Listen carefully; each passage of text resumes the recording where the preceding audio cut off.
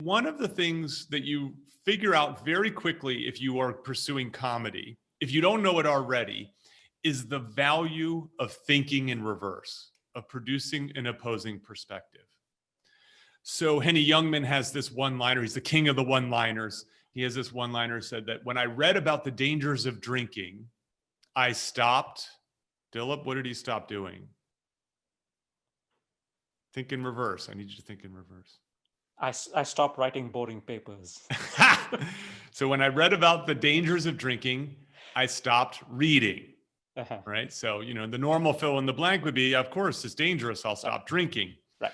And so you see this time and time again. The movie Trainwreck with Amy Schumer and Bill Hader is a reverse rom-com. Right. Okay. Right? So Trading Places is a reverse, you know, is a reversal of sorts. So in rom-com, it's usually boy meets girl, boy loses girl, boy gets girl back. Mm-hmm. In this case, the girl plays the stereotypical boy role and vice versa. And so it can be the premise for movies. It can also be the premise for jokes. So Chris Rock in his Netflix special Tambourine talks about wanting to take his daughter out of the junior high school because they have an anti-bullying policy.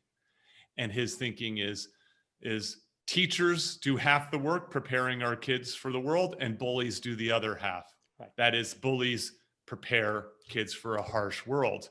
That is a reversal because we can all agree that bullying is generally bad. He finds a way to reverse it and make it good. And so you find this in business all the time. So Tony Horton, at the time when everybody was promising easy ways to get in shape, you know, Thigh Master and the shake weight and so on, Tony Horton launches P90X, which is insanely difficult, right? And at that point, P90X became the most pirated disc CD at the time. So people were ripping how to get ripped.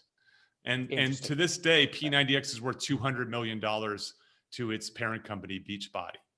You can find reversals in two Brooklyn-based entrepreneurs who want to compete with Samsung and Apple in the smartphone market. How do you outsmart Apple?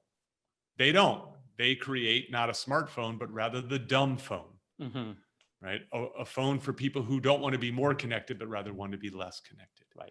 And so learning to think in reverse is super valuable because it's going to give you a lot of white space where most people are not at.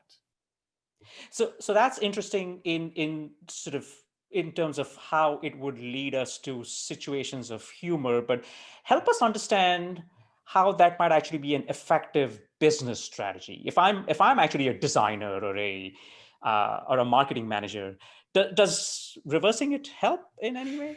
I think it's possible, right? So the problem that we have is that one of the problems with creative endeavors is we often settle on ideas too soon.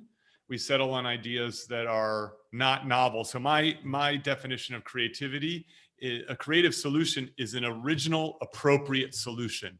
That is, it solves the problem, but it does so in a way that's novel, that no one else is doing that. Well, reversals tend to be novel. So in that workbook that I talked to you about, and I talk about it in the book, I've created this thing. It's a reverse brainstorm. I call it shitstorming, or the HR friendly term shtick storming.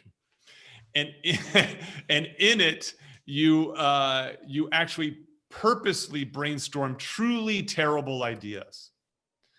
And that has a few benefits. The first one is most brainstorms don't go that well because people self-censor, because they're afraid they're going to be criticized for bad ideas. But when you're shtick storming, what is someone going to say to you? That's not that bad an idea, right? You know what I mean? In that way. Also, it's very fun. It's a great warm-up. But on occasion, someone goes, Dilip, that idea is so crazy, it might actually work.